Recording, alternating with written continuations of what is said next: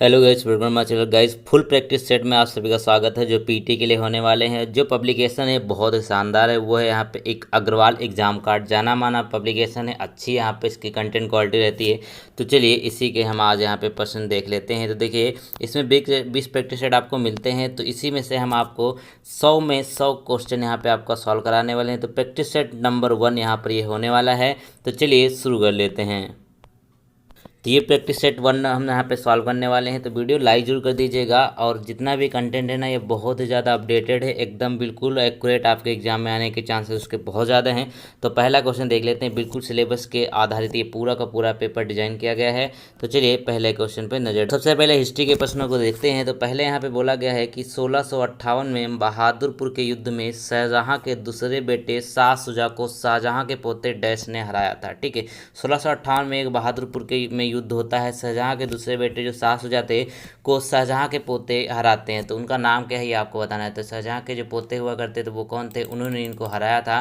तो वही आपको यहाँ पर इसका राइट आंसर जल्दी से बताना है। देखिएगा, आपका पीटी का एग्ज़ाम जो है बहुत जल्द होने वाला है, तो उससे पहले आप जितनी अच्छी से तैयारी कर सकते हैं उतना ज़्यादा कर लीजिए। तो इसका राइट आंसर हो जाएगा बेसिकली सुलेमान सिको। सुलेमान सिको ने हराया था। और शाहजहाँ के 4 बेटे हुआ करते थे, जो दारार, औरंगजेब, शाह शुजा और मुराद, ये नाम थे इनके, इनको भी याद रखेंगे। और जिसमें से शाह शुजा को दारा के पुत्र सुलेमान सिको ने पराजित किया था। क्वेश्चन नंबर दूसरा में देखिए, तो कहते हैं हिंदू पौराणिक कथाओं के अनुसार महाकाव्य रामायण में भगवान श्री राम अयोध्या के शासक थे, जो डैश की राजधानी थी। ठीक है, हिंदू पौराणिक कथाओं में आपने देखा होगा कि महाकाव्य जो है रामायण, उसमें भगवान श्री राम अयोध्या के शासक थे, जो कहाँ की राजधानी थी। तो 2 का जो राइट आंसर हो जाएगा वो हो जाएगी कौशल। कौशल की राजधानी जो थी वो कौन सी थी, ये थी आपकी याद रखेंगे। ठीक है, अब ये इंपॉर्टेंट आपके लिए ये चीज़ है कि देखिएगा 16 महाजनपद हुआ करते थे। कितने? 16 महाजनपद यहाँ पर हुआ करते थे। चलिए क्वेश्चन नंबर यहाँ पे 3 में देखें तो कहते हैं चंद्रगुप्त के पुत्र का नाम बताइए। ठीक है, चंद्रगुप्त के पुत्र का नाम बताइए जिन्होंने 298 से 272 ईसा पूर्व के बीच शासन किया था और संपूर्ण भारत में साम्राज्य को बढ़ाया था। ठीक है, ये आपको बताना है। तो बेसिकली जो 3 का राइट आंसर हो जाएगा आपके लिए, वो यहाँ पे क्या हो जाएगा, 3 का वो हो जाएगा सी, यानी कि जो आपका बिंदुसार है ना, वो इसके राइट आंसर हो जाएंगे। तो चंद्रगुप्त के पुत्र का नाम क्या था, वो था बिंदुसार। इतना लंबा चौड़ा क्वेश्चन देख के आप कंफ्यूज मत होइएगा, सिर्फ इतना ही तो पूछा गया है कि चंद्रगुप्त के पुत्र का नाम क्या था। चलिए क्वेश्चन नंबर अगला देखेंगे यहाँ पर। और प्रश्न संख्या 4 की अगर बात कर लीजिए तो कहते हैं मुगल सम्राट जहांगीर ने डैश में शालीमार बाग का निर्माण कराया था। अब मुगल सम्राट जो थे उन्होंने शालीमार जो बाग हुआ करता उसका निर्माण कहाँ पे करा था। तो 4 का राइट आंसर हो जाएगा डी, यानी कि जो जम्मू कश्मीर है, बेसिकली कश्मीर, वहाँ पर शालीमार बाग का निर्माण कराया गया। किसने कराया? मुगल सम्राट जहांगीर ने। इसको भी याद रखनी एक बात है। क्वेश्चन नंबर 5 में देखिए तो कहते हैं वैदिक सभ्यता डैश नदी के तट पर विकसित हुई थी। ठीक, कौन सी वैदिक सभ्यता जो है ये डैश नदी के तट पर विकसित हुई। तो याद रखेंगे जो वैदिक सभ्यता है ना, वो सरस्वती नदी के तट पर विकसित हुई थी, याद रखेंगे। अगर हड़प्पा सभ्यता की बात कर लेते हैं तो वो कौन सी हो जाएगी, सिंधु नदी हो जाएगी। और यहाँ पर वैदिक सभ्यता की बात करते हैं तो ये सरस्वती नदी हो जाएगी। सबसे पवित्र नदी भी इसी के नाम से हम जानते हैं। चलिए अब देखिएगा ये क्वेश्चन नंबर 6 में। अब देखिए राष्ट्रीय आंदोलन से 5 क्वेश्चन है। तो कहते हैं कि गदर आंदोलन के नेता कौन थे। ठीक, जो गदर आंदोलन है इसके नेता कौन हुआ करते थे।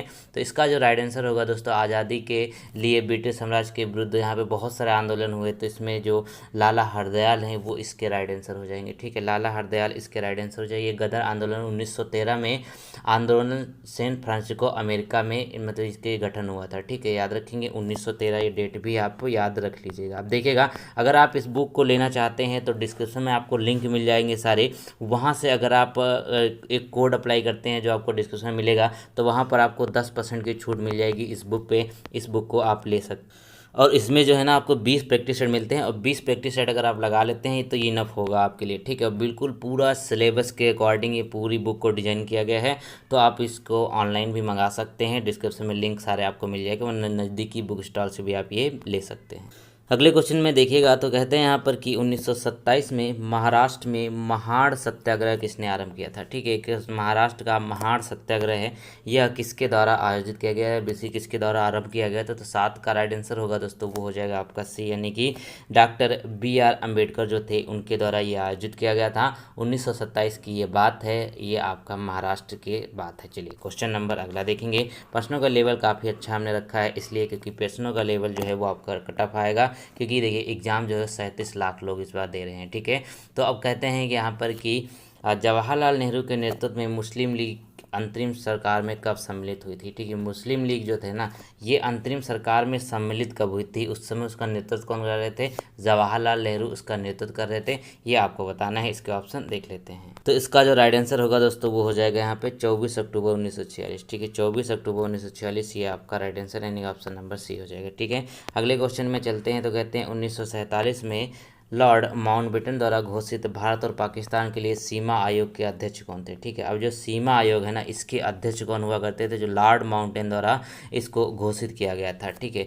तो अब देखिएगा 1947 की ये बात है, तो इसका जो राइट आंसर होगा दोस्तों बेसिकली वो क्या हो जाएगा, रेड क्लिफ, यानी कि ऑप्शन नंबर जो डी है ना वो बिल्कुल हो जाएंगे, क्योंकि रेड क्लिफ जो रेखा है ना, ये आप भारत और पाकिस्तान के बीच में देखते हैं, इसका ये राइट आंसर हो जाएगा, ठीक है। ये बात है 17 अगस्त 1947 को विभाजन के बाद भारत और पाकिस्तान सीमा रेखा बनी थी, जो सर सिरिल रेडक्लिफ के अध्यक्षता में सीमा आयोग द्वारा रेखा का निर्धारण किया गया था। चलिए क्वेश्चन नंबर अगला में देखेंगे तो वह कौन राष्ट्रीय नेता है जिन्होंने वर्ष 1983 में कन्याकुमारी से लेकर दिल्ली के राजघाट तक पद यात्रा नामक मैराथन दूरी पैदल यात्रा की थी, ठीक है। अभी आप ध्यान से देखिएगा तो अब यहाँ पे 1983 की बात करें, पद यात्रा नामक मैराथन दूरी पैदल तय की थी। इस यात्रा का उद्देश्य भारतीय जनता के साथ संबंध को नवीनीकृत करना था। तो 10 का जो राइट आंसर है वो हो जाएंगे चंद्रशेखर, ठीक है। जो चंद्रशेखर थे ना राजनेता, 1983 में उन्होंने पद यात्रा प्रारंभ किया था, तो इसका उद्देश्य वगैरह आपको क्वेश्चन में पता चल गया है। चलिए क्वेश्चन नंबर अगला देखेंगे। अब क्या है, भूगोल के आपके 5 प्रश्न आने हैं, उसको देख लेते हैं।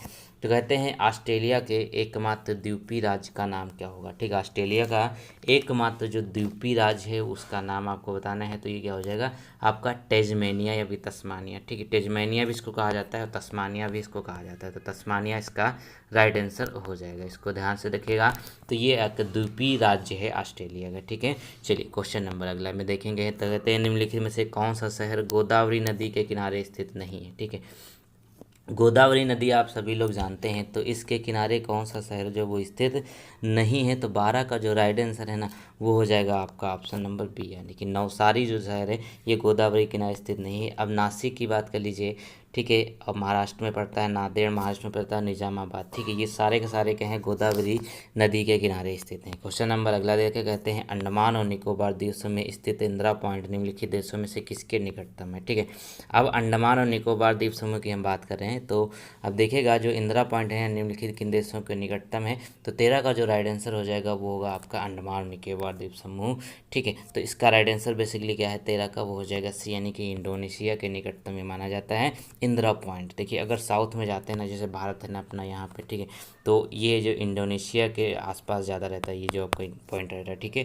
चलिए क्वेश्चन नंबर अगला है कि भारत में निम्नलिखित में से कौन सा शहर कर्क रेखा से सबसे दूर है, ठीक है। कर्क रेखा से सबसे दूर की बात करें, अब कर्क रेखा जो है भारत में कितने राज्यों से गुजरती है, आप इसका राइट आंसर हमको जल्दी से बताइएगा वरना मैं ही चलो बता देता हूँ। भारत के 8 राज्यों से गुजरती है, गुजरात, राजस्थान, मध्य प्रदेश, छत्तीसगढ़, झारखंड, पश्चिम बंगाल, त्रिपुरा, मिजोरम, तो ये 8 हैं।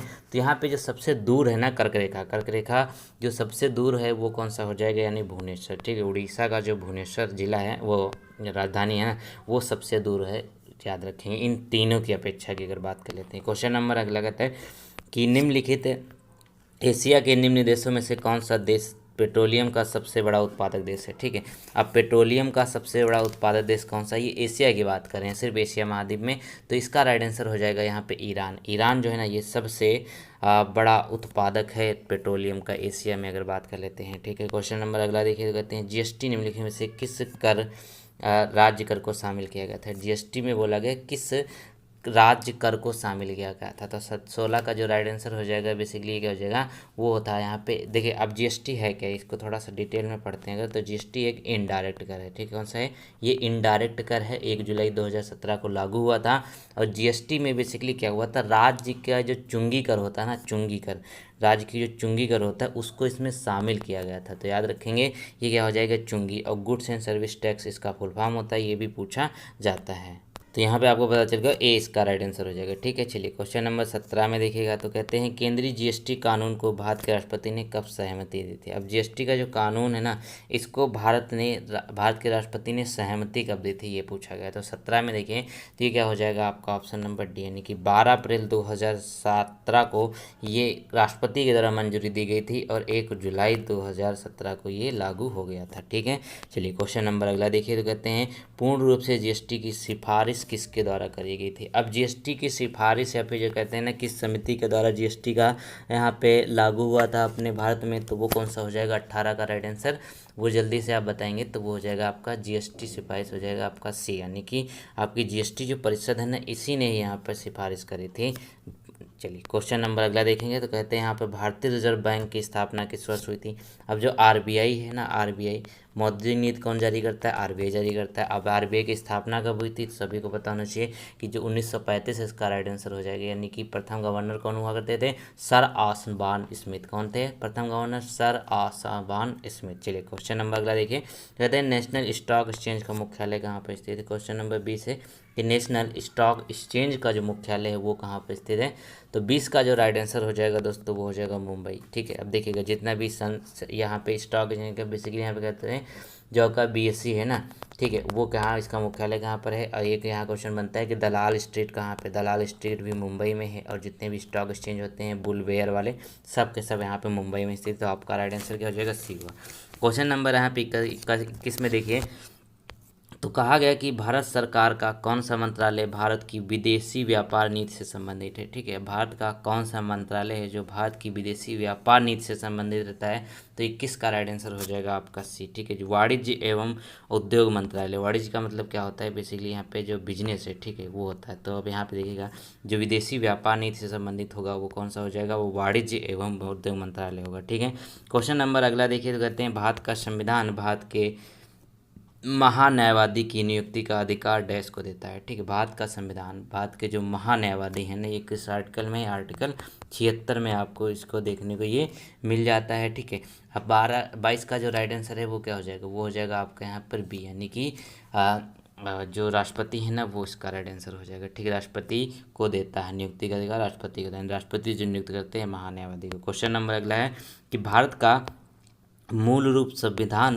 डैश द्वारा हाथ से लिखा गया। अब देखिए भारत जो है दुनिया का सबसे बड़ा लिखित संविधान रखता है, अब इसको हाथ से लिखा गया था। ठीक है, संविधान जो है पहले क्योंकि प्रिंटिंग प्रेस वगैरह थी लेकिन इतना बढ़िया नहीं थी तो उसको हाथ से लिखा गया था। उनकी राइटिंग भी काफ़ी सुंदर निकल कर सामने आती है। अगर आप गूगल पर डालेंगे रियल पेज ऑफ भारतीय संविधान तो आपको देखने को मिल जाएगा। तो भारतीय मूल रूप संविधान जो है वो किसके द्वारा लिखा गया, वो हो जाएंगे Prem Bihari Narayan Raizada. Option number C का राइट आंसर हो जाएगा प्रेम बिहारी नारायण राजादा का लिखा गया। अब यहाँ पे देखिएगा संविधान सभा का जो पहला गठन हुआ था वो हुआ था 9 दिसंबर 1946 को। संविधान निर्माण में 2 वर्ष 11 माह 18 दिन लगा। संविधान 26 जनवरी 1950 को लागू हुआ था, ये आप याद रखेंगे। ठीक है, अब यहाँ पे ये चीज़ इंपॉर्टेंट है आपके लिए। ठीक है, चलिए क्वेश्चन नंबर अगला देखिएगा। अगले में कहते हैं कि भारतीय संविधान का अनुच्छेद 20 जो है किससे संबंधित है। ठीक है, अब जो आर्टिकल 20 है ना, अनुच्छेद 20 है वो किससे संबंधित है, तो ये आपको बताना है। तो 24 का जो राइट आंसर है वो हो जाएगा यहाँ पर बेसिकली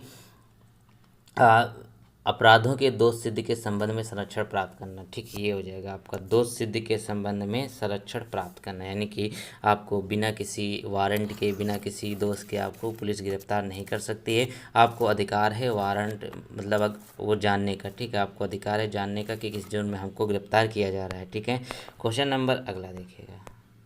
अगले क्वेश्चन की बात कर लीजिए तो कहते हैं यहाँ पर कि भारतीय संविधान के अनुच्छेद 21A के तहत राज्य को डैश से 14 वर्ष की आयु सभी बच्चों को मुफ्त और अनिवार्य शिक्षा प्रदान करनी है। ठीक है, अब यहाँ पे देखिएगा तो अब कहते हैं ना कि राज्य को कितने वर्ष से कितने वर्ष के बच्चों को मुफ्त शिक्षा दी जाती है, क्योंकि यहाँ पे शिक्षा का अधिकार जो है मौलिक अधिकार है वो अनुच्छेद 21A में है आपका। तो याद रखेंगे 25 का राइट आंसर होगा यहाँ पे 6 वर्ष, यानी कि 6 से 14 वर्ष के बच्चे को यहाँ पे शिक्षा मुफ्त कराना, मुफ्त और अनिवार्य शिक्षा प्रदान करना जरूरी है, वरना क्या होता है माँ बाप भी इसके खिलाफ नहीं जा सकते, वो भी दोषी करार दिए जा सकते हैं। क्वेश्चन नंबर अगला है कहते हैं साइंस के 5 प्रश्न आएंगे तो महाधमनी डैश के शीर्ष पर शुरू होती है, ठीक है। जो महाधमनी है ना वो डैश के शीर्ष पे खत्म होती है, तो वो शुरू होती है, तो वो होती है यहाँ पे लेफ्ट आर्ट्रियम, बेसिकली जो बायां आलिंद होता है, ठीक है। बायां आलिंद इसका राइट आंसर हो जाएगा, ठीक है, याद रखेंगे।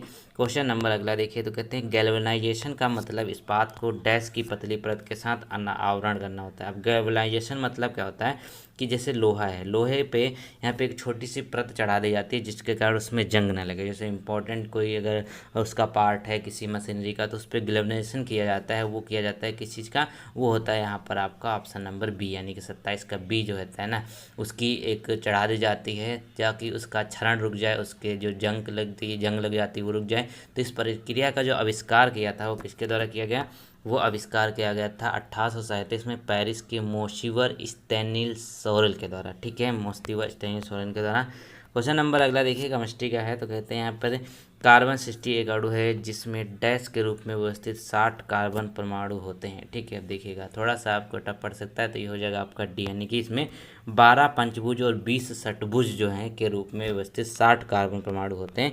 क्वेश्चन नंबर अगर देखिए यहाँ पे 29 कहता है कि सर्वोत्तम गुणवत्ता वाला कोयला जिसमें 80% से 95% कार्बन होता है वह है क्या, ठीक है। अब देखिए कोयला क्या होगा, अब लोहा सबसे अच्छा वो होगा जिसमें कार्बन की मात्रा सबसे कम होगी, और जो कोयला होगा वो सबसे अधिक अच्छा होगा, तब उसमें कार्बन की मात्रा सबसे ज़्यादा होगी। जैसे कहते हैं ना 80-90% मात्रा है, तो सबसे अच्छा है लोहा, तो वो कौन सा हो जाएगा, वो हो जाएगा एंथ्रासाइट, ठीक है। क्या होगा, एंथ्रासाइट इसका राइट आंसर। सबसे उच्च क्वालिटी का ये लोहा वो कोयला जो है ये माना जाता है, और सबसे निम्न कौन सा होता है, ये पीट होता है, जो आपको ऑप्शन में दिखता है। क्वेश्चन नंबर 30 कहता है डैश को छोड़कर निम्नलिखित सभी संघनन बहुलक हैं, ठीक है। संघनन बहुलक का मतलब जो कंडेंसेशन हो जाता है जिनका, 30 में देखिएगा, तो 30 का जो राइट आंसर हो जाएगा वो क्या हो जाएगा, वो होगा आपका ए, ठीक है। पॉलिस्टर को अगर यहाँ पे छोड़ दिया जाए, ठीक, पॉलिस्टर को छोड़ दिया जाए, तो आप देखिएगा जो आपका पॉलीप्रोपिलीन, पॉलीएमाइड, पॉलीकार्बोनेट ना, ये सब क्या हैं, ये आपके संघनन बहुलक होते हैं। क्वेश्चन नंबर अगला है, यहाँ पे कहते हैं कि डोलू कुनीथा। अब 10 नंबर के आपका जनरल अवेयरनेस आना है, ठीक है, आता है जनरल अवेयरनेस आना है, ठीक है।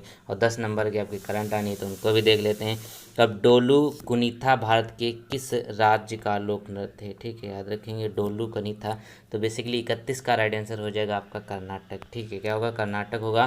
देखिए यहाँ पे 100 में 100 आपको कराने वाले हैं, अग्रवाल पब्लिकेशन का है, इसको आप मंगा सकते हैं, डिस्क्रिप्शन में लिंक है, बता दे रहे हैं। काफ़ी अच्छा है कंटेंट, काफ़ी अच्छा, आप लोग इस प्रैक्टिस सेट से समझ भी जाएंगे, ठीक है। अब 100 में आप कितना अटेम्प्ट करेंगे वो हमको ज़रूर बताइएगा, ठीक है। चलिए क्वेश्चन नंबर अगला कहता है कि निम्नलिखित में से कौन सी कल्पना चावला की जीवनी है और जॉन पियर हैरिसन द्वारा लिखी गई है, ठीक है। कल्पना चावला की जीवनी इसमें से कौन सी है, और जिसके राइटर कौन है, जॉन पियर हैरिसन है। तो 32 का जो राइट आंसर है वो बेसिकली यहाँ पे जाएगा ए, ठीक है। तो उनका है एज ऑफ टाइम, ठीक, एज ऑफ टाइम जो है वो किसकी जीवनी है, वो है कल्पना चावला की, जेन पीरे के द्वारा इसको लिखा गया है। याद रखेंगे कल्पना चावला का जो दुर्घटना में निधन हो गया था स्पेस वाले में, वो उसका नाम क्या था, कोलंबिया अंतरिक्ष शटल, ठीक है, याद रखेंगे। चलिए बहुत ही अच्छी ये थी। क्वेश्चन नंबर अगला है, यहाँ पे कहते हैं भारतीय कृषि अनुसंधान संस्थान पूसा का मुख्यालय कहाँ पर स्थित है यार, ठीक है। अब जो पूसा है इसका मुख्यालय कहाँ पर है, तो 33 का राइट आंसर हो जाएगा दिल्ली में। पूसा जो है ये आपका दिल्ली में है, ठीक है। आईसीआर भी आपका दिल्ली में है, ठीक, जितने भी रिलेटेड हैं कृषि से मैक्सिमम आपका दिल्ली में देखने को मिलते हैं। क्वेश्चन नंबर 34 कहता है निम्नलिखित में से कौन सी पुस्तक जो है रोहिंटन मिस्त्री द्वारा लिखी गई है, ठीक है। कौन सी पुस्तक है रोहिंटन मिस्त्री द्वारा लिखी गई, वो हो जाएगी आपका ऑप्शन नंबर डी, ठीक, क्या होगा। जो यहाँ पे है आप देख सकते हैं कि जो फाइन बैलेंस है ना, ये आपका राइट आंसर हो जाएगा। फाइन बैलेंस यानी कि डी जो है वो रोहिंटन मिस्त्री के द्वारा लिखी गई।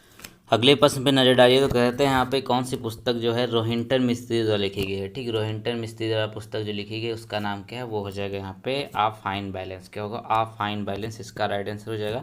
चलिए क्वेश्चन नंबर अगला देखेंगे। अगले प्रश्न में देखिए, तो कहते हैं निम्नलिखित में से किस तारीख को विश्व मस्तिष्क ट्यूमर दिवस के रूप में मनाते हैं, ठीक है। विश्व मस्तिष्क ट्यूमर दिवस कब मनाया जाता है, तो याद रखेंगे 8 जून को मनाया जाता है, ठीक है। पूरे वर्ल्ड में सेलिब्रेट किया जाता है 8 जून को विश्व मस्तिष्क ट्यूमर दिवस। क्वेश्चन नंबर अगला है कि किस भारतीय ने अर्थशास्त्र में नोबल मेमोरियल पुरस्कार जीता है। ठीक है, कौन से भारतीय हैं जो अर्थशास्त्र में जिन्होंने नोबल मेमोरियल पुरस्कार जीता है? तो 36 का राइट आंसर क्या हो जाएगा? ये हो जाएंगे आपके option number B, Amartya Sen ने इस पुरस्कार को जीता है। नोबल पुरस्कार ये अर्थशास्त्री हुआ करते हैं। 1998 में इनको नोबल पुरस्कार से नवाजा गया था। 1999 में इनको भारत रत्न भी दिया गया। ठीक है, याद रखेंगे। और नोबल पुरस्कार कल्याणकारी अर्थशास्त्र के क्षेत्र में इनको दिया गया, ये याद रखेंगे। चलिए क्वेश्चन नंबर अगला देख लेते हैं। अगले में कहते हैं कि भारतीय मुक्केबाज MC मैरी कॉम द्वारा लिखित आत्मकथा का जो शीर्षक है वह कौन सा है? ठीक है, भारतीय मुक्केबाज जो है ना उसके द्वारा जो शीर्षक लिखा गया है वो कौन सा हो जाएगा? तो 37 का राइट आंसर होगा आपने कि आपका बी। ठीक, क्या होगा? अनब्रेकेबल। क्या हो जाएगा? ऑप्शन नंबर बी हो जाएगी। ये अनब्रेकेबल किसकी है आत्मकथा? तो वो हो जाएगी यहाँ पे MC मैरी कॉम। ये किसी वर्ल्ड चैंपियन है, 5 बार की, याद रखेंगे। चलिए क्वेश्चन नंबर अगला देखते हैं। अगले में कहते हैं वेनेजुएला की राजधानी, अब राजधानी भी आपके सिलेबस में है तो ठीक है। तो वेनेजुएला की राजधानी जो है वो कहाँ पर स्थित है? 38 का राइट आंसर क्या हो जाएगा? वो हो जाएगा यहाँ पर वेनेजुएला दक्षिण अमेरिका महाद्वीप का हिस्सा है। ठीक है, वेनेजुएला जो है वो दक्षिण अमेरिका महाद्वीप का हिस्सा है। उसकी राजधानी जो है वो काराकस है। क्या हो जाएगा? काराकास हो जाएगी। ठीक है, क्वेश्चन नंबर अगला देखिए तो कहते हैं मेखला चादर यह डैश राज्य की महिलाओं द्वारा पहने जाने वाला पारंपरिक वस्त्र। मेखला चादर किस महिलाओं के द्वारा पहना जाता है?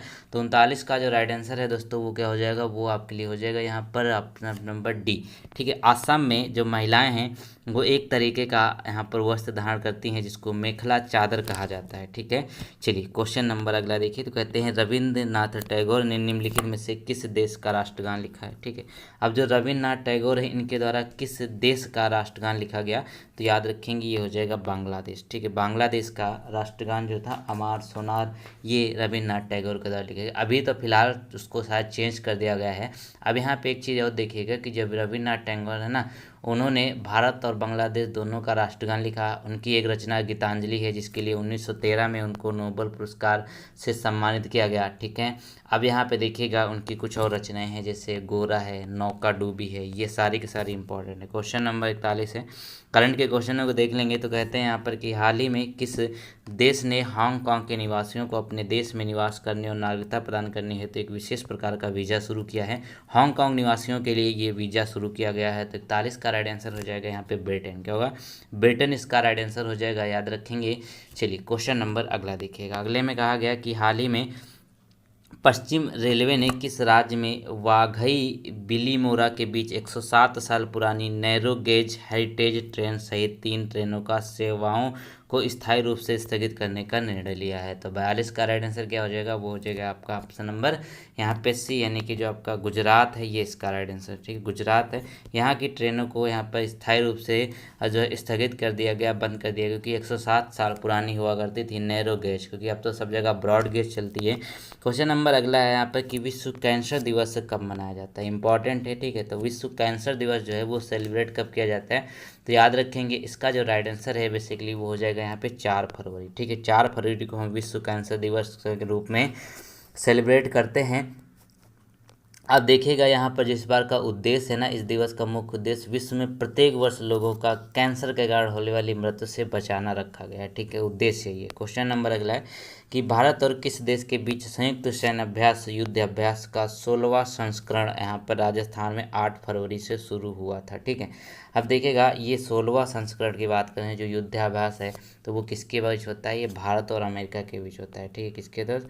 भारत और अमेरिका के बीच में यहाँ पर ये होता है। इसको USA भी कह सकते हैं। चलिए क्वेश्चन नंबर अगला देखिए तो क्या हो जाएगा? ऑप्शन नंबर सी इसका एकदम सही जाएगा। ठीक है, चलिए क्वेश्चन नंबर अब 45 में देखेंगे तो कहते हैं कि हाल ही में किसे वायुसेना मुख्यालय में महानिदेशक के रूप में नियुक्त किया गया? अब वायुसेना के जो मुख्यालय है ना, उस जो वायुसेना के बेसिकली जो महानिदेशक हैं वो किसे नियुक्त किया गया? वो हो जाएंगे यहाँ पर कौन से? वो हो जाएंगे एयर मार्शल यहाँ के JS बेदी। ठीक है, वायु सेना मुख्यालय की महानिदेशक के रूप में इनको नियुक्त किया गया है। ये करंट 1 फरवरी का है, शायद उसके बाद चेंज हो गए होंगे तो शायद मुझे इसके बारे में जानकारी नहीं है। तो चलिए क्वेश्चन नंबर देखिएगा 46। तो कहते हैं कि ब्रांड मूल्यांकन के बारे में बताने वाली कंपनी डफ एंड फेल्स की ओर से जारी ताज़ा रैंकिंग ने किसको भारत में सबसे बड़े सेलिब्रिटी की लिस्ट में प्रथम स्थान पर रखा गया। भारत के जो सबसे बड़े सेलिब्रिटी हैं वो कौन सा है, सभी को पता है, ये हो जाएंगे विराट कोहली। विराट कोहली इसका राइट आंसर है। इनके पास यहाँ पर अगर बात कर लेते हैं तो 23.77 करोड़ रुपए की जो डॉलर, अमेरिकी डॉलर की इसके पास ब्रांड वैल्यू है। ठीक है, चौथे साल सबसे मूल्यवान सेलिब्रिटी बने हैं।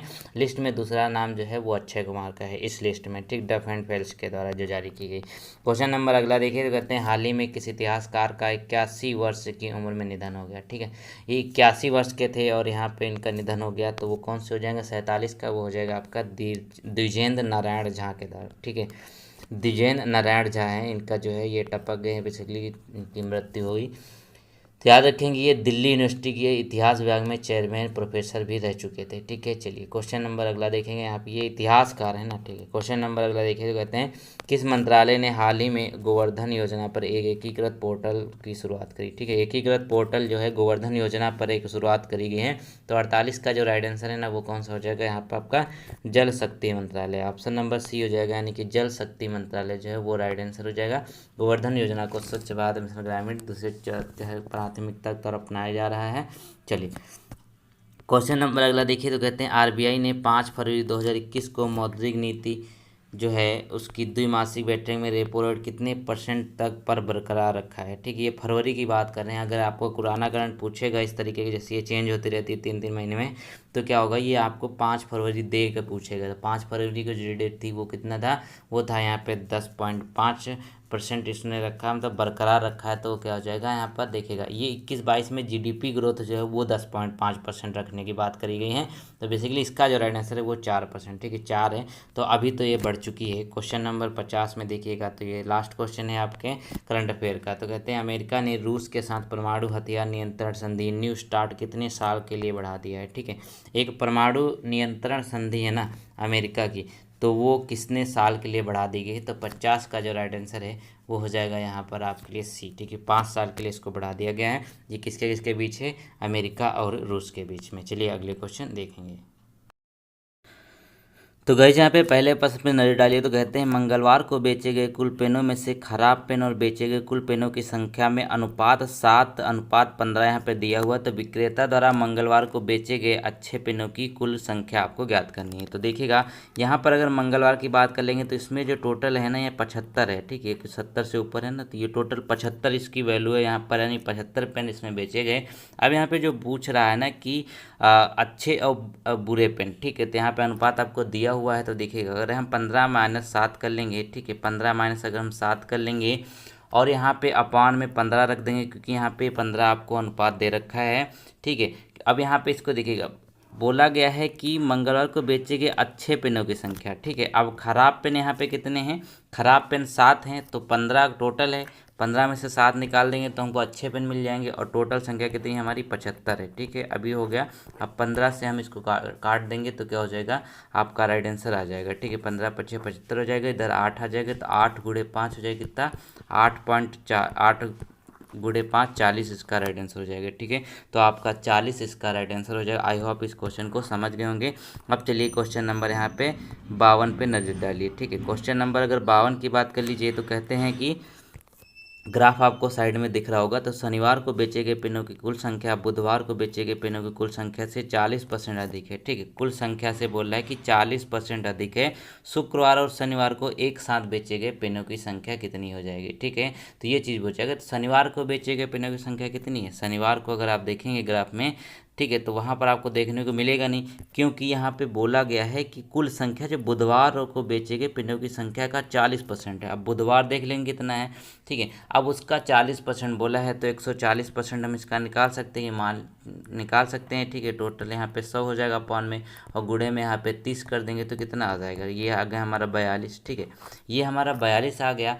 ये अब 42 आ गया शुक्रवार का, ठीक है। अब कहते हैं कि शनिवार को बेचे गए पेनों की संख्या कितनी हो जाएगी, तो 42 प्लस यहाँ पे हम कितना कर देंगे, ये हम कर देंगे 50, ठीक है। 42 प्लस 50 कर देंगे तो आपका राइट आंसर क्या हो जाएगा, 42 50 50 करने पे वो आपका राइट आंसर कितना आ जाएगा, 92 आ जाएगा। ऑप्शन नंबर यहाँ पे इसका एकदम सही हो जाएगा। चलिए क्वेश्चन नंबर अगला देखिएगा। तो अगले में कहते हैं कि सोमवार और मंगलवार को एक साथ बेचे गए पेनों की कुल संख्या और गुरुवार और शुक्रवार को एक साथ बेचे गए पेनों की कुल संख्या का अंतर कितना है।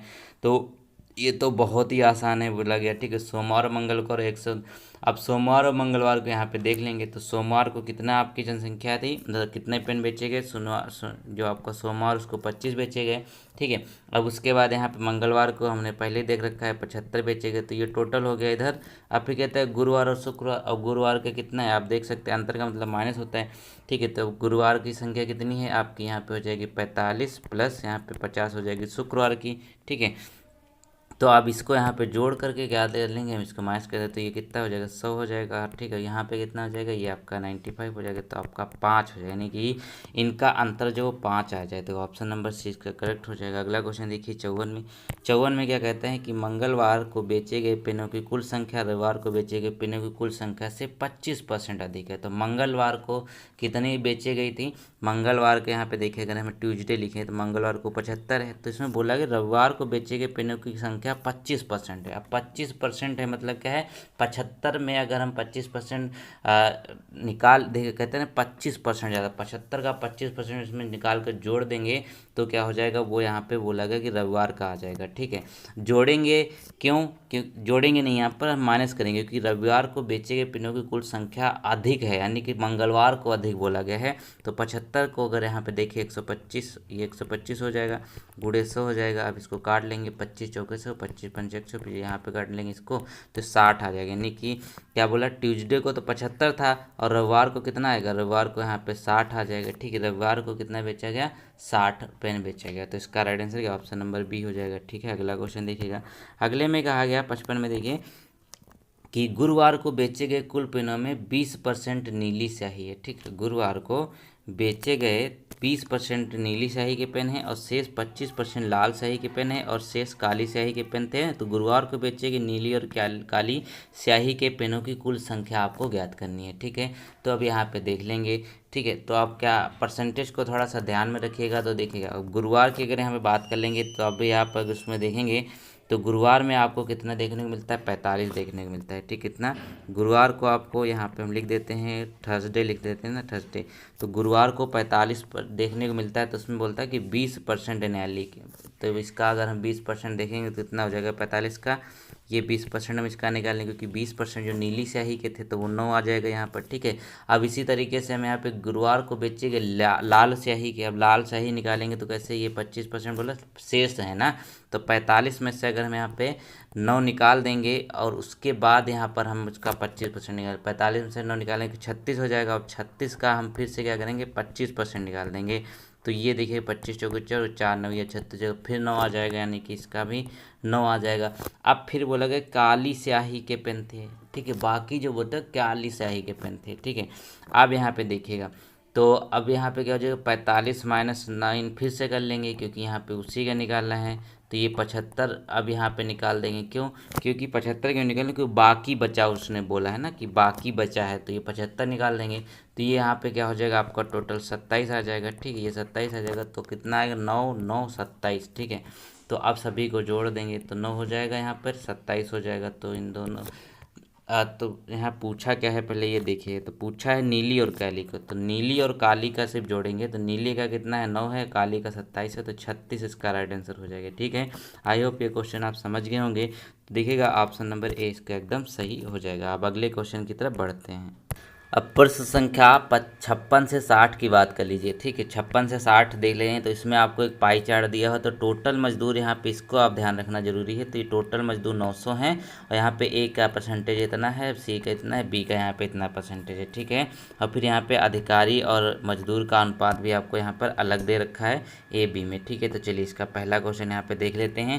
तो पहले क्वेश्चन में जो बोला गया कि कंपनी ए में मजदूरों की कुल संख्या और बी सी में एक साथ मजदूरों की कुल संख्या संख्या में अंतर ज्ञात करना है आपको, ठीक है। ये बोला गया है आपको इसमें यहाँ पे अंतर ज्ञात करना है, ठीक है। कंपनी ए में मजदूरों की कुल संख्या और कंपनी बी सी में एक साथ मजदूरों की कुल संख्या कितनी होगी। तो हम देखेगा कंपनी ए के पहले मजदूरों की संख्या निकाल लेंगे, ठीक है। और उसके बाद क्या करेंगे, उसके बाद यहाँ पर हमको पता चल जाएगा। तो देखिएगा यहाँ पे क्या हो जाएगा, ठीक है। अब यहाँ पे टोटल कितना है, 900 दिया हुआ है, ठीक है। टोटल कितना है यहाँ पे 900 दिया हुआ है, ठीक है। अब 900 है यहाँ पर आपको दिया हुआ है। अब यहाँ पे देखिएगा, ठीक है, ए में मजदूरों की संख्या कितनी है, ठीक है। मजदूरों की कुल संख्या और कंपनी बी सी के मजदूरों की कुल संख्या की यहाँ पे हम बात कर रहे हैं। तो 900 बटा हम 100 कर सकते हैं कि नहीं कर सकते हैं, बिल्कुल कर सकते हैं। गुणे में हम क्या कर लेंगे, गुणे में हम यहाँ पे इसका परसेंटेज देख लेंगे। तो क्या होगा, ये 44% था, ठीक है, ये 44 है। फिर यहाँ पे देखिएगा ये कितना हो जाएगा, ये यहाँ पे 24 है। फिर यहाँ पे माइनस कर देंगे 32, ठीक है। क्यों, क्योंकि यहाँ पे एक ही निकाले हैं, तो ए हमारा 32 जो है इसको माइनस कर, क्योंकि 900 हमने जो पहले देख रखा था वो ज़्यादा ज़रूरी है आपके लिए। अब इस इक्वेशन को यहाँ पे हम सॉल्व कर लेंगे। तो इसको जब हम सॉल्व करेंगे तो क्या हो जाएगा, 9 गुणे 36 आपका यहाँ पे हो जाएगा, यानी 324 इसका राइट आंसर हो जाएगा। 324 आपका राइट आंसर हो जाएगा। तो ऑप्शन नंबर यहाँ पे ए इसका एकदम सही हो जाएगा। क्वेश्चन नंबर अगला देखिएगा, अगले में भी यही सीन है। तो इसमें बोला गया ना कि कंपनी बी में कर्मचारियों की कुल संख्या कंपनी सी में कर्मचारियों की कुल संख्या से कितने अधिक है, ठीक है। कंपनी बी में कर्मचारियों की कुल संख्या कंपनी सी में कर्मचारियों की कुल संख्या से कितने अधिक है, ठीक है। अब देखिएगा, तो कंपनी हम यहाँ पे अगर बी के निकालें तो क्या हो जाएगा, आप इसको ग्राफ में देखिएगा तो बी का परसेंटेज कितना है, 44% आपको दिया हुआ है, ठीक है। बी का परसेंटेज है यहाँ पर 44% आपको यहाँ पर दिया हुआ है। साथ में आप अनुपात भी देखते रहिएगा। तो बी का अनुपात कितना है, यहाँ पर 1:18 दिया हुआ है। तो बी की हम पहले बात कर लें, पहले यहाँ पे हम बी की बात कर लेते हैं इस साइड में। तो बी में देखिएगा तो क्या हो जाए, 900 तो टोटल है। तो 900 का अगर हम 44% निकालेंगे, ठीक है, 900 का हम 44% निकालेंगे। अब यहाँ पे देखिएगा एक अनुपात जो दिया हुआ है ना 19, अब देखिए एक अनुपात 18 दिया हुआ है। तो टोटल कितना होगा, 19 हो जाएगा, 19/18 हो जाएगा। क्योंकि हम यहाँ पे कर्मचारियों को निकाल रहे हैं तो मजदूर को नीचे रख देंगे। तो क्या हो जाएगा, 19/18 हो जाएगा ये, ठीक है, 19/18 हो जाएगा। अब इसी तरीके से बोला गया सी, इनका अंतर बोला तो यहीं पे हम निकाल लेते हैं। अब सी का भी वैल्यू निकाल लेंगे इसी तरीके से। तो क्या हो जाएगा, 900 गुणे में 24/100 हो जाएगा, ठीक है, गुणे 13 बटा यहाँ पे 12 हो जाएगा। तो ये हमारी इक्वेशन बन गई। अब इस इक्वेशन को आप सॉल्व कर लेंगे। तो इस इक्वेशन को जैसे सॉल्व करेंगे तो ये वाला जो पोर्शन आ जाएगा 418 हो जाएगा, और ये वाला पोर्शन 234 हो जाएगा, ठीक है, ये वाला। अब यहाँ पे इसमें से माइनस कर देंगे तो क्या हो जाएगा, 184 आपका राइट आंसर हो जाएगा। ऑप्शन नंबर ए यहाँ पे एकदम सही हो जाएगा, ठीक है। चलिए क्वेश्चन नंबर अगला देखिएगा। अगले में कहा गया कि कंपनी ए में अधिकारियों की कुल संख्या कंपनी बी में अधिकारियों की संख्या से कितनी कम है। ए में अधिकारियों की संख्या हम निकाल लेंगे, ठीक है। ए में अधिकारियों की संख्या हम निकालेंगे 58 में, देखिएगा तो क्या हो जाएगा, टोटल 900 है, सभी को पता है, ठीक है। टोटल 900 है और यहाँ पे आपको 32/100 करना पड़ेगा। क्यों, क्योंकि यहाँ पे देखिए ए का जो है वैल्यू आपको यहाँ पे देखिए आपको दी होगी 32%, ठीक है। अब यहाँ पे फिर से वही बात है कि हमको क्या निकालना है, अनुपात देख के निकालना है। तो ए में अनुपात कितना है, 1:16 है। तो क्या हो जाएगा, 1/16 हम रख देंगे, क्योंकि इस समय क्या हम निकाल लें, इस समय निकाल लें यहाँ पर आपका ए की वैल्यू, अधिकारियों का अनुपात 1 था तो अपॉन में 16 रख देंगे। फिर क्या हो जाएगा, माइनस फिर से कर लेंगे, क्योंकि यहाँ पे अभी बी का भी निकालना है। तो बी की वैल्यू कितनी है आपको, 44/100 दे रखी है, ठीक है। अब यहाँ पे गुणा 1/18 कर लेंगे, क्योंकि बी में आपका अनुपात 1:18 दे रखा है। अब इसी को सॉल्व कर लीजिए, इसको सॉल्व कर लीजिए। तो इसको सॉल्व करेंगे तो 18 आ जाएगा, और इसको सॉल्व करेंगे तो 22 आ जाएगा। तो 18 - 22 होगा, यानी कि यहाँ पर 4 आएगा, ठीक है, 4। अब इसको 4 आएगा तो इसको धनात्मक हम मान लेंगे। तो क्या हो जाएगा, ऑप्शन नंबर डी इसका एकदम सही हो जाएगा। चलिए क्वेश्चन नंबर अगला देखिएगा। तो 59 में कहते हैं कि कंपनी ए सी में एक साथ मजदूरों की कुल संख्या और कंपनी ए सी में एक साथ अधिकारियों की कुल संख्या के बीच अनुपात बताना है, ठीक है। ये अनुपात आपको बताना है, ए सी में मजदूरों की कुल संख्या का अधिकारियों की संख्या से अनुपात आपको यहाँ पर बताना है। तो इसमें भी सेम प्रोसीजर यहाँ पे हम करने वाले हैं, यानी कि 900 गुणे कर लेंगे कितना, ए की वैल्यू कितनी दे रखी थी हमको, यहाँ पे दे रखी है 32%, अपॉन में 100 कर लेंगे, ठीक। उसके बाद यहाँ पे गुणा कर लेंगे। अब यहाँ पे ना मजदूरों की निकालना है, मजदूर कितने हैं यहाँ पर आपको दे रखा है 1:16 में मजदूर दे रखे हैं, ठीक है। तो क्या हो जाएगा यहाँ पे, ये आप देखिए 16/17 हो जाएगा, क्योंकि यहाँ नीचे जोड़ भी लगेगा, टोटल में से निकालना है। अब इसी तरीके से यहाँ पे हम सी का भी निकाल लेंगे, ठीक है। अब सी का भी निकालेंगे तो सी की वैल्यू कितनी दे रखी है हमको, ये 24 दे रखी है, 24/100 हो जाएगा, यहाँ पे हो जाएगा 18/19 हो जाएगा। तो इसको सॉल्व कर लेंगे, इसको सॉल्व करेंगे तो क्या इधर आ जाएगा 252, और ये अनुपात में है, ठीक, माइनस नहीं, ये अनुपात में रहेगा। तो ये हो जाएगा, ये आपका अनुपात हो गया, ये कितना हो जाएगा, आपका हो जाएगा 18 हो जाएगा, ठीक। इधर तो इसको काट भी सकते हैं, तो 18 14 कट जाएगा, 14 यहाँ पर 1 आ जाएगा, ठीक है। तो 14:1 यहाँ पे राइट आंसर हो जाएगा ऑप्शन नंबर सी।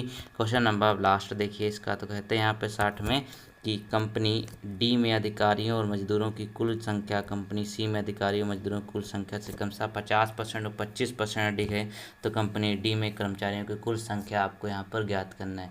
तो मान लेते हैं कंपनी डी का जो यहाँ पे संख्या है वो एक्स हो जाएगी, एक्स हमने मान लिया, ठीक है। अब क्या करेंगे, एक्स हमने मान लिया, तो अब देखिएगा बारी बारी से वही प्रोसीजर करने वाले हैं। तो 900 में से हम क्या करेंगे, इसका देखिए 24% निकाल लेंगे, ठीक है, 24% हो जाएगा। फिर इसी का कहते हैं ना 25%, ये अधिक भी बोला है तो 125% निकाल लेंगे, ठीक है। फिर यहाँ पे अगर बात कर लेंगे सी की, बात करें सी में भी देखिएगा तो हो जाएगा 900 और गुड़े 24/100 गुड़े यहाँ पे 150%, क्योंकि 50% की बात कर रहे हैं, ये हो गया ना। अब इस इक्वेशन को आप सॉल्व कर लीजिएगा, थोड़ा सा टफ है आपके लिए, तो कोई बात नहीं है, 270 हो जाएगा इधर, अब प्लस में हो जाएगा 27, तो हो जाएगा 297, इसका राइट आंसर हो जाएगा, ठीक है। चलिए क्वेश्चन नंबर अगला देखिएगा। तो चलिए इसके मैथ के 5 प्रश्नों को देख लेते हैं। तो यहाँ पे देखिएगा तो कहते हैं कि पहली 567 प्राकृतिक संख्याओं का समांतर माध्य कितना होगा, ठीक है। अब इसका एक फार्मूला होता है समांतर माध्य का, n+1/2, ठीक है, ये होता है फार्मूला। इसी फार्मूले में इसको रख देंगे तो क्या हो जाएगा, 567 + 1 हो जाएगा, अपॉन में 2, तो कितना हो जाएगा यहाँ पे 568 हो जाएगा, और अपॉन में 2, यानी कि इसको ऐसे हम काट देंगे तो क्या हो जाएगा, 2 दूना 4 हो जाएगा, 2 8 16 हो जाएगा, 2 4 हो जाएगा, ठीक है, होगा 284 आपका राइट आंसर हो जाएगा, ठीक है। बहुत आसान था। अगला क्वेश्चन कहता है 63 में, ऐसे क्वेश्चन आते हैं पीटी में, तो निम्नलिखित संख्याओं में से कौन सी संख्या एक पूर्ण वर्ग नहीं है, ठीक है, कौन सी संख्या जो है वो एक पूर्ण वर्ग नहीं है, इसमें ये बोला गया है।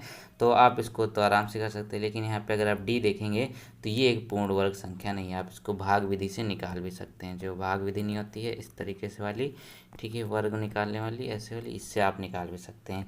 तो डी आपका हो जाएगा, इसको चेक कर लीजिए। क्वेश्चन नंबर देखिए 64, तो कहते हैं किसी संख्या और उसके चौथाई के बीच का अंतर 60 है, ठीक है, किसी संख्या और उसके चौथाई का बीच का अंतर 60 है।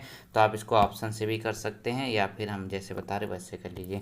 तो क्या होगा, किसी संख्या की बात करें उसके चौथाई के बीच का अंतर 60 है, तो मान लीजिए वह संख्या क्या है, एक्स है, ठीक है, मान लीजिए वह संख्या जो है एक्स है।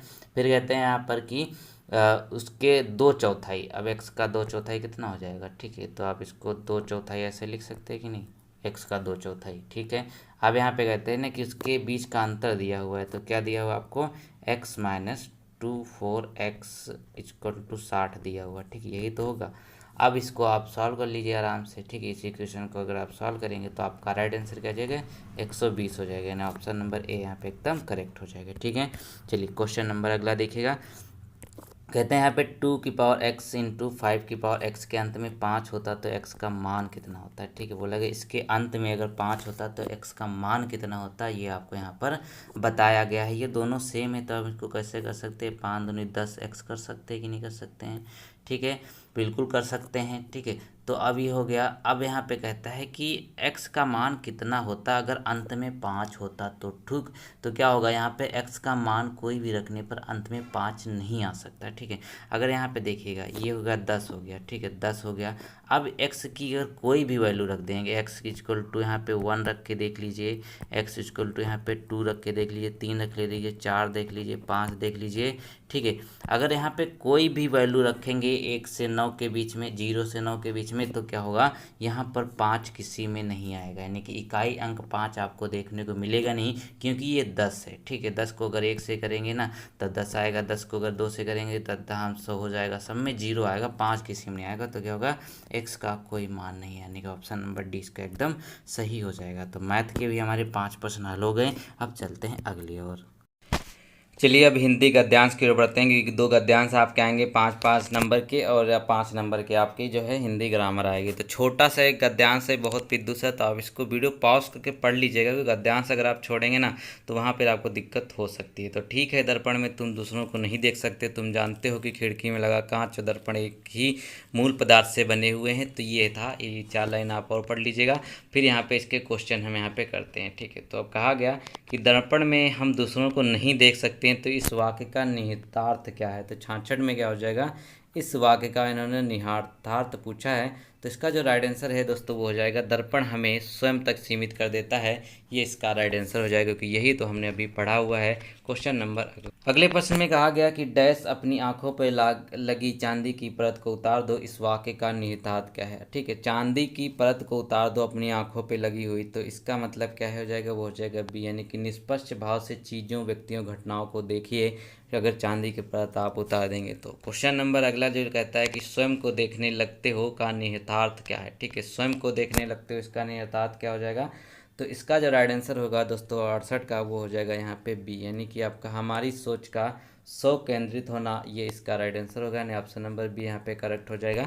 अगला जो हमने पढ़ा इसमें, तो कहते हैं चांदी का लेप हमें क्या नहीं देखने देता। तो हमने छोटा सा पैराग्राफ पढ़ा, तो उसमें चांदी का जो लेप है ना, वो हमें देखने क्या नहीं देता, वो देखने ये नहीं देता है कि जीवन संसार की वास्तविकता को। ठीक है, जीवन और संसार की वास्तविकता को हमसे दूर रखता है। क्वेश्चन नंबर 70 में कहते हैं कि कांच शब्द के लिए विशेषण का प्रयोग किया गया है। ठीक है, अब देखिए ग्रामर का क्वेश्चन है, तो कांच शब्द के लिए जो विशेषण है उसका प्रयोग किया गया है, तो वो आपको बताना है। तो 70 का जो राइट आंसर है वो होगा साधारण। अब देखिए जिसकी विशेषता बताई जाए वो बेसिकली यहाँ पे आता है विशेषण, मतलब जो जो शब्द भी किसी संज्ञा सर्वनाम की विशेषता बताते हैं वो विशेषण। अब कांच की विशेषता क्या बता रहा है कि वो साधारण कांच है, तो क्या हो जाएगा, साधारण इसका विशेषण हो जाएगा। अब चलिए 71 से 75 में एक और पैराग्राफ देख लेते हैं। तो ये छोटा सा पैराग्राफ है, मोर के सिर की कलगी सघन ऊंची तथा चमकीली हो गई। वीडियो पॉज करके इसको पढ़ लीजिए।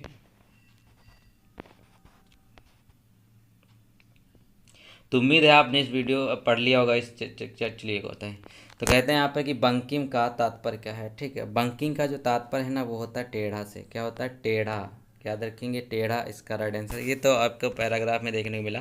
फिर कहते हैं मंथर गति होती है। ठीक है, जो मंथर है ना वो गति होती है।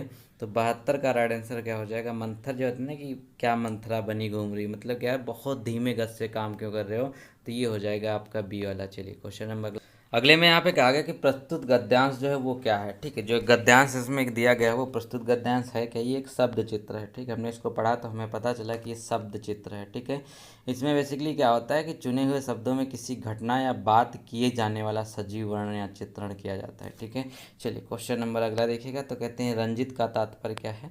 तो रंजित बेसिकली होता क्या है, इसका मतलब होता है शोभायुक्त। ठीक है, शोभायुक्त मतलब बहुत जो शोभनीय हो, जो आँखों के लिए प्रिय हो, उसी लिए कहा जाता है ना कि ये शोभायुक्त यानी कि रंजित वस्तु है। क्वेश्चन नंबर यहाँ पे देखिए 75, तो कहते हैं किसकी क्रियाओं में सुकुमारता व सौंदर्य था। ठीक है, किसकी क्रियाओं में सुकुमारता और सौंदर्य था। तो 75 का राइट आंसर क्या है, वो हो जाएगा यहाँ पे ए। किसके में था, वो था मोर की क्रियाओं में। अब देखिए चलते हैं 5 प्रश्न आपके हिंदी ग्रामर के आने हैं। तो इसमें कहते हैं कि वयोवृद्ध का संधि विग्रह क्या है। ठीक है, जो वयोवृद्ध है ना इसका संधि विच्छेद क्या होगा। तो इसका राइट आंसर क्या हो जाएगा, वो हो जाएगा यहाँ पे आपका डी वाला, यानी कि वयोवृद्ध। इसमें क्या विसर्ग संधि होगी। ठीक है, क्या होगा, इसमें विसर्ग संधि होती है। क्वेश्चन नंबर अगला में देखेंगे तो कहते हैं फूल का पर्यायवाची नहीं है। ठीक है, जो फूल है ना इसका पर्यायवाची नहीं है, ये आपको बताना है। तो देखिएगा एक तो सुमन इसी का पर्यायवाची है, पुष्प इसी का है, कुसुम भी इसी का है, लेकिन तनुजा जो है ना ये आपका पर्यायवाची नहीं होता। तनुजा बेसिकली किस चीज़ का होता है, इसका मतलब होता है कन्या या फिर पुत्री होता है। ठीक है, क्वेश्चन नंबर 78 में कहते हैं कि निम्नलिखित में से कौन सा विकल्प विलोमार्थी नहीं है, यानी कि जो विकल्प दिया है इसमें कौन सा एक विलोम नहीं, ये पूछा गया है। तो 78 में अगर आप ध्यान से देखेंगे तो क्या हो जाएगा यहाँ पर आपका, एक तो सृष्टि का प्रलय तो सही है, फिर अस्त का उदय होता है, जड़ का चेतन होता है, लेकिन क्रम का जो है अनुक्रम नहीं होता है। ठीक है, याद रखेंगे। चलिए क्रम का क्या होता है, बेसिकली अव्यवस्थित हो जाएगा। ठीक है, चलिए क्वेश्चन या फिर क्रमहीनता हो जाएगा। चलिए क्वेश्चन नंबर अगला देखेंगे। तो कहते हैं पीछे पीछे चलने वाले वाक्यांश के लिए एक शब्द क्या हो। पीछे पीछे जो चलता है उसको क्या कहते हैं, उसको कहते हैं यहाँ पे अनुगामी। ठीक है, क्या होगा, अनुगामी, यानी ऑप्शन नंबर बी होगा। अब आप कहेंगे अनुगामी तो पता चल गया पीछे पीछे चलता है। अब अनुचर क्या होता है, अनुचर होता है ना जो आपका जो आपके पीछे चलता है, मतलब पीछे पीछे चलने वाला मतलब क्या होता है, वो अनुगामी कहलाता है, जैसे आप किसी के नक्शो कदम पे चल रहे हैं। और आपके पीछे चलने वाला अनुचर हो जाता है, ठीक है। अनुवर्ती क्या होता है, अनुसरण करने वाला। अनुसरण मतलब क्या होता है, मान लीजिए कोई आप कार्य करें तो उसी कार्य को वो दोहराता है तो अनुसरण हो जाएगा। फिर पीछे यानी योग्य जो होता है वो अनुगमनी होता है। चारों देखिएगा बहुत यहाँ पे कंफ्यूजिंग है, लेकिन आप इसको क्लियर रखेंगे। यहाँ पे 80 में कहा गया कि पुल्लिंग शब्द का चयन कीजिए, ठीक है। 80 जो है इसमें कहा गया कि पुल्लिंग शब्द का आपको चयन करना है। तो 80 में ध्यान से देखेंगे तो क्या हो जाएगा, एक तो आपका संविधान जो है ना वो होता है, बाकी पुलिस होती है, हड़ताल होती है, सरकार होती है। तो हड़ताल अच्छी है, सरकार अच्छी है, पुलिस अच्छी होती है, और संविधान अच्छा होता है। किसी भी तरीके से आप इसको पता कर सकते हैं अपने वाक्य में यूज करके, ठीक है। चलिए क्वेश्चन नंबर अब अगले देख लेते हैं, क्योंकि जनरल इंग्लिश 5 नंबर आपके एग्जाम में आनी है तो इसमें देखेंगे। तो कहते हैं यहाँ पर एक तो आपका एक्टिव पैसिव दिया हुआ है, क्योंकि अब एक्टिव पैसिव में क्या हो जाएगा वो देखिए। 81 कहता है यहाँ पर क्या आपके लिए कि इसमें आपका जो पैसिव है वो क्या होगा, ठीक है। तो कहते हैं इसमें जो पैसिव वॉइस है वो है क्या। तो देखिएगा पैसिव वाई आपका डी हो जाएगा, let the salary be given to these clerk, ठीक है। पैसिव वाई का अगर आप नियम जानते हैं तो आप समझ गए होंगे कि आपका जो डी है वो बिल्कुल सही हो जाएगा। क्वेश्चन नंबर अगला देखिए, तो कहते हैं fill the in the gap with appropriate auxiliary, ठीक है। अपने आप ऑक्सिलरी भरना है। तो 82 में देखिएगा तो क्या हो जाएगा यहाँ पर आपका, वो हो जाएगा यहाँ पर आपका क्या होगा, that so tired that he could scarcely stand, क्या हो जाएगा, ऑप्शन नंबर ए यहाँ पे एकदम करेक्ट हो जाएगा। क्वेश्चन नंबर आप देखिएगा यहाँ पे आपको एक्सप्लेनेटरी सेंटेंस इनटू असर्टेन में बदलना है। तो क्या हो जाएगा, if only I had come 1 hour earlier. तो यहाँ पे देखिएगा आप पहले कि इसका राइट आंसर क्या हो जाएगा, वो हो जाएगा यहाँ पर आपका 83 का सी, ठीक है। क्या हो जाएगा, 83 का सी हो जाएगा। तो I wish I had come 1 hour earlier, ठीक है। चलिए क्वेश्चन नंबर अगला देखेंगे। यहाँ पर अगले में आपको एक पैसेज दिया गया है, इंग्लिश का पैसेज भी देख लेते हैं जल्दी से। तो चलिए ये छोटा सा पैसेज है, इसको पढ़ सकते हैं, वरना आप स्किप भी कर सकते हैं, ठीक है। छोटा सा पैसेज आप पढ़ लीजिए वीडियो पॉज करके। तो आई होप इसको आपने पढ़ लिया होगा। तो चलिए इसके क्वेश्चन कर लेते हैं। तो कहते हैं which one of the following assumption or step essential in developing the author position. कहते हैं ऑथर की पोजीशन को डेवलप करने के लिए कौन सा स्टेप एसेंशियल था। तो कहते क्या होगा 84 में, क्योंकि ये पैसेज में ही आपको इसका आंसर मिलेगा। तो हो जाएगा बी, यानी कि the will to survive of creature is identified with desire for peace, ठीक है। क्वेश्चन नंबर 85 हो जाएगा यहाँ पे कि the author presume that animal are. Author क्या करता है, प्रिज्यूम करता है कि एनिमल क्या होते हैं। तो 85 का जो राइट आंसर है वो हो जाएगा यहाँ पर, वो कहता है कि इक्वल टू ह्यूमन बीइंग, ठीक है। कहता है ना कि जो जानवर होते हैं ना, जो एनिमल्स होते हैं वो इक्वल होते हैं ह्यूमन बीइंग के, उनके पास भी फीलिंग होती हैं, तो याद रखेंगे। चलिए क्वेश्चन नंबर अगले देखेंगे। अब 5 प्रश्न आपके रीजनिंग के आने हैं, इसको भी देख लीजिएगा। तो बहुत ही आसान है ये। तो कहते हैं यदि जई को गाजर कहा जाता है, गाजर को बिलिम्स कहा जाता है, बिलिम्स को फूल कहा जाता है, फूल को पत्थर कहा जाता है, पत्थर गुब्बारा कहा जाता है, गुब्बारे को खिलौना कहा जाता है, तो कलियाँ खिलकर क्या बनती हैं। ठीक है, अब देखिए यहाँ पे कहते हैं कलियाँ खिल के क्या बनती हैं, ये आपको बताना है। तो बेसिकली फूल को पत्थर कहा जा रहा है, तो कलियाँ जो होती हैं, फूल ये होता है बेसिकली एक तरीके से, तो क्या हो जाएगा, पत्थर ही बनेगा। तो इसका राइट आंसर क्या हो जाएगा, सी। बस इसमें कहीं भी आपको दिमाग नहीं लगाना है, सिर्फ आपको जो देखने को मिलता है, जो बोला गया है, सिर्फ आपको वही देखना है, ठीक। इसके अलावा कुछ देखेंगे तो आप आंसर गलत कर देंगे। तो इसका राइट आंसर क्या हो जाएगा, पत्थर हो जाएगा, ठीक है। चलिए क्वेश्चन नंबर अगला देखिएगा। अगले में कहते हैं यहाँ पर कि 5 शब्द दिए हुए हैं, जिनमें से 4 किसी तरीके से एक जैसे हैं और एक अलग यहाँ पर है, ठीक है। तो देखिएगा इसमें अलग कौन सा है। तो यहाँ पे देखिए एक तो आपका अर्धव्यर्थ दे रखा है, अर्धविराम, सेमीफाइनल, सेमिनार, संगोष्ठी, अर्धस्वर्ग, ये आपको दे रखे हैं। तो इसमें जो अलग है ना वो कौन सा हो जाएगा, तो वो दोस्तों देखिए वो आपका हो जाएगा यहाँ पे सेमिनार, ठीक है। सेमिनार हो जाएगा अलग यहाँ पर। वो क्यों हो जाएगा, क्योंकि सेमिनार को छोड़ करके सभी जो है ना वो आधे को दर्शाते हैं, ठीक है। मतलब कहते हैं ना कि अर्ध है, जैसे आधा ये, आधा ये, आधा ये इसको छोड़ करके ये सब आधे को दिखाते हैं। सेमीफाइनल का मतलब क्या होता है, आधा ही होता है, फाइनल पूरा होता है, सेमीफाइनल आधा होता है। तो संगोष्ठी इसका राइट आंसर हो जाएगा। ये फुल चीज़ को दिखाता है, कोई भी चीज़ अगर फुल है उसको दिखाता है, ठीक है। चलिए क्वेश्चन नंबर अगला देखिएगा। तो अगले में यहाँ पे पी प्लस क्यू का अर्थ, यहाँ पे पी क्यू की बहन दे रखा है, पी यहाँ पे इतना रखा है, ठीक है, ये हो गया। अब इसको हम कैसे सॉल्व करेंगे वो आपको देखना है।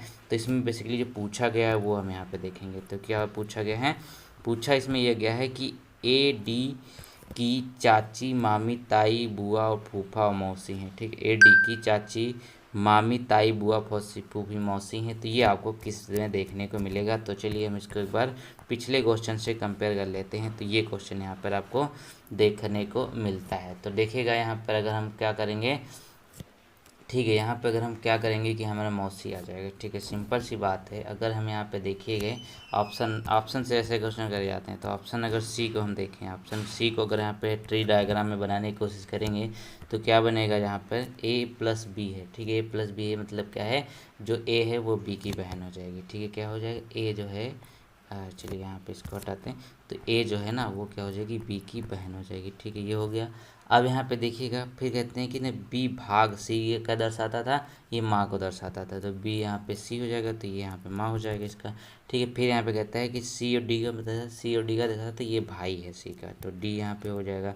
तो अब इस अगर देखें तो ए डी का क्या होगा, ए और डी में डिफरेंस क्या, ये मतलब क्या होगा, तो इनकी माँ की बहन है, इसकी मौसी तो कहलाएगी ना, डी के माँ की बहन जो है मौसी कहलाएगी, तो यही आपका सी इसका राइट आंसर हो जाएगा। ठीक है, चलिए क्वेश्चन नंबर अगला देखिएगा। तो ये कथन निष्कर्ष वाले हैं, तो बहुत आसान होते हैं। कथन आपको इसमें देखने को मिल रहा है, ये पढ़ लीजिए। तो कहते हैं कि भारतीय सिनेमा में बदलते दौर इस बात की गवाही दे रहे हैं कि सितारों की बड़े बजट की फिल्में खराब कारोबार कर रही हैं। ऐसा लग रहा है ये तो अभी का कोई प्रश्न छाप दिया है, छोटे बजट की फिल्में लगातार बढ़िया कारोबार कर रही हैं। तो इसका ये आपको कथन है। अब इसमें निष्कर्ष देख लेते हैं। निष्कर्ष में पहला निष्कर्ष कहता है कि सितारों को चयन को अधिक महत्व न देते हुए अपनी कथा सामग्री को कारण छोटे बजट की फिल्में अत्यंत सफल रही हैं। फिर यहाँ पे दूसरा कहता है कि बड़े सितारों के चयन का कारण बड़े बजट की फिल्में बॉक्स ऑफिस पर असफल रही हैं। ठीक है, ऐसी कोई बात नहीं है। तो इसमें निष्कर्ष जो निकलता है सिर्फ वह निकले, यानी कि वो अपनी कहानी पे ज़्यादा जोर देते हैं, वो किसी बड़े हीरो को ज़्यादा जोर नहीं देते, इसीलिए यहाँ पे ये आपका राइट आंसर हो जाएगा। क्योंकि बढ़िया कारोबार करने का जो वजह है वो यही है, तो दूसरा वजह नहीं है। ठीक है, क्या होगा, आपका अनुसरण केवल वह ए करता है। ठीक है, अगला क्वेश्चन कहता है कि आपको यहाँ पे कथन दिया हुआ है, 2 तर्क दिए हुए हैं। चलिए, कहता है कि क्या सड़कों पर गतिरोधकों को गैर कानूनी घोषित किया जाना चाहिए, ये आपको बताना है।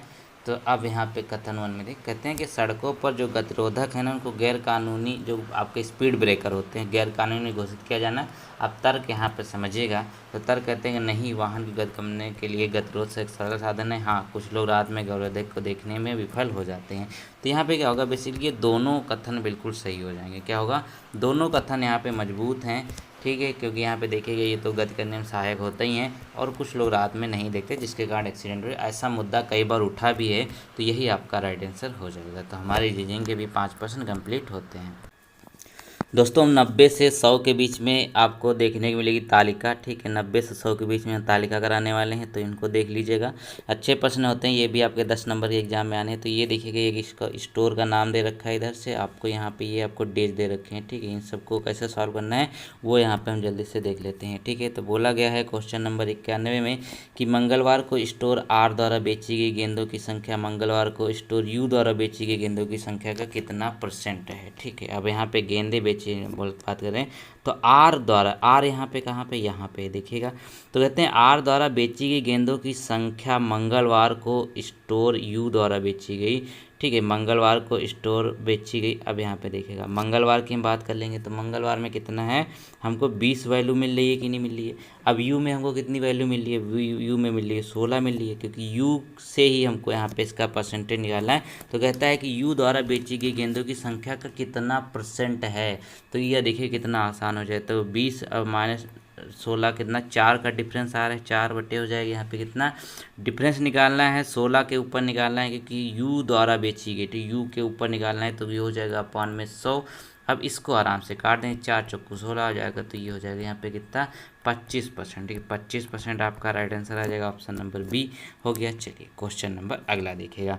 अगले में यहाँ पे कहते हैं कि स्टोर टी द्वारा मंगलवार को बुधवार को बेची गई कुल गेंदों की संख्या और स्टोर यू द्वारा शनिवार को बेची गई गेंदों की संख्या के बीच कितना अंतर था, ये बोला गया है 92 में। 92 में देखिएगा तो मंगलवार और बुधवार को स्टोर टी द्वारा, ठीक है, मंगलवार और बुधवार को स्टोर टी द्वारा, आप देख सकते हैं ग्राफ में आपको देखने को साफ साफ मिल रहा है कि मंगलवार को यहाँ पे कितना बेचा गया, यहाँ पे 22 बेचा गया। ठीक है, 22 बेचा गया है। फिर यहाँ पे देखिएगा, अब यहाँ पे कहते हैं कि बुधवार को टी द्वारा कितना बेचा गया, ये 12 बेचा गया। टोटल कितना हो जाएगा यहाँ पे, टोटल 34 बेचा गया। ठीक है, टोटल अगर 34 बेचा गया है। फिर कहते हैं कि शनिवार को स्टोर द्वारा बेची गई गेंदों की कुल संख्या कितनी है। अब शनिवार को बेची गई कुल संख्या आप ग्राफ में देखेंगे तो कितना है, 24 हो जाएगी। ठीक है, ये 24 है, तो 24 अगर 34 में से निकाल देंगे तो हमको क्या मिल जाएगा, इन संख्याओं के बीच का अंतर मिल जाएगा। तो ऑप्शन नंबर सी इसका एकदम करेक्ट हो जाएगा कि नहीं हो जाएगा, बिल्कुल हो जाएगा। तो ऑप्शन नंबर 10 इसका राइट आंसर हो जाएगा। क्वेश्चन नंबर अगला देखिए, आपको तालिका साइड में लगी हुई है। ठीक है, कहते हैं स्टोर बी द्वारा शुक्रवार को बेची गई गेंदों की संख्या स्टोर एस द्वारा टी द्वारा शुक्रवार को बेची गई कुल गेंदों की संख्या का 50% थी। इसको थोड़ा ध्यान से समझिएगा। तो सबसे पहले हम शुक्रवार की अगर बात कर लेंगे दोस्तों, तो एस के द्वारा और यहाँ पे टी के, ठीक है, एस प्लस टी हम यहाँ पे कर लेंगे। ठीक है, दोनों को यहाँ पे कुल बोला गया तो कुल में दोनों जुड़ जाता है। ठीक है, तो अब एस में कितना बेचा गया, आप अगर तालिका में देखेंगे तो क्या हो जाएगा, 26 दिख रहा है आपको। फिर टी में 16 दिख रहा है, बिल्कुल दिख रहा है। टोटल कितना हो जाएगा, 42 हो जाएगा। टोटल हो गया 42। कहते हैं कुल गेंदों का 50% थी, ये बोला गया कुल गेंदों का 50% थी। ठीक है, तो अब यहाँ पे क्या है, 42 का 50% तो बोल रहा है, ये 42 का ही 50% बोल रहा है। ठीक है, तो क्या हो जाएगा, ये देखोगे यहाँ पर ये दो चीज़, तो ये आपका ये कटेगा, यहाँ नीचे 2 आ जाएगा तो फिर से कट जाएगा, तो ये हो जाएगा 21 दूना 42। तो क्या हो 21 इसका राइट आंसर हो जाएगा कि नहीं हो जाएगा, डी। बिल्कुल बिल्कुल सही, बहुत आसान था। क्वेश्चन नंबर अगला देखिएगा। अगले में यहाँ पे देखेंगे तो कहते हैं कि स्टोर क्यू द्वारा बुधवार गुरुवार और शुक्रवार को बेची गई गेंदों की औसत संख्या कितनी है। तो ये तो बहुत ही आसान होता है, औसत निकालना तो बहुत आसान था। अब बुधवार को यहाँ पे देखिए कितना होता है, बुधवार को कितना है, बुधवार को है 25 बेचा गया। फिर यहाँ पे गुरुवार को कितना बेचा गया, गुरुवार को 12 बेचा गया। फिर यहाँ पे शुक्रवार को कितना बेचा गया, 14 बेचा गया। अब सबको जोड़ करके कितना है, टोटल 3 से हम डिवाइड कर देंगे, तो सबको जोड़ लिया, यहाँ पे 51 आ गया। अपन 3 में कर लेंगे तो क्या हो जाए, 17 आती है, 51 हो गया, 17 आपका राइट आंसर, ये आपका औसत आ गया। ठीक है, ये 95 में देखिए तो कहते हैं आर और एस द्वारा गुरुवार को बेची गई कुल गेंदों की संख्या। ठीक है, आर और एस द्वारा देखिएगा, आर और एस द्वारा कुल संख्या। अब आर एस तो एक साथ लिख सकते हैं कि नहीं लिख सकते, बिल्कुल लिख सकते हैं।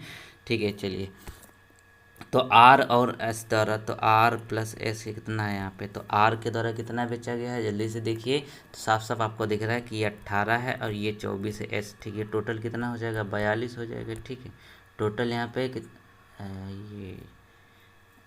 ये एक सेकेंड कोई दिक्कत, आर और एस की हम देखने थे, हमें दूसरा देख दिया। तो कितना हो गया यहाँ पे, ये आर की है यहाँ पे 28 है, फिर यहाँ पे एस की कितनी है 32 वैल्यू है, तो टोटल कितना हो जाएगा 60 हो जाएगी, ये 32 है। ठीक है, अब यहाँ पे देखिएगा तो कहते हैं कि इन्हीं स्टोरों द्वारा शनिवार को बेची गई। अब शनिवार को जो बेची गई है उसी डेज में देखना, आर और एस में शनिवार के सापेक्ष में देखना। ये तो हमने गुरुवार के सापेक्ष में देखा, अब शनिवार में देखेंगे तालिका में क्या होगा, 18 है और फिर यहाँ पे ये 24 है, तो टोटल कितना हो जाए 42 हो जाएगा। ठीक है, अब अनुपात है, अनुपात कैसे निकालते हैं, 60:40 42 यहाँ पे दे रखा है कि नहीं देखा।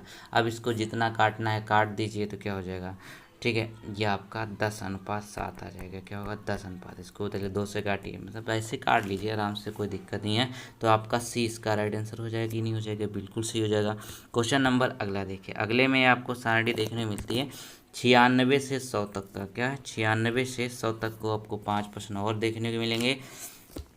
तो अब यहाँ पे शहर एक्स दे रखा है और शहर वाई यहाँ पे दे रखा है। ठीक है, शहर एक्स यहाँ पे दे रखा है, शहर वाई आपको यहाँ पे दे रखा है। अब यहाँ पे करना क्या है देखिएगा, तो एक यहाँ पे आपको देख सकते हैं डैश दे रखा है, ये दे रखा है, ये रखा है, ये आपकी वैल्यू दे रखी है। अब इससे क्वेश्चन जो होते हैं ना वो आपके लिए इंपॉर्टेंट, क्वेश्चन किस तरीके से करने हैं वो हम आपको करा देते हैं। तो 96 चलिए देख लेते हैं।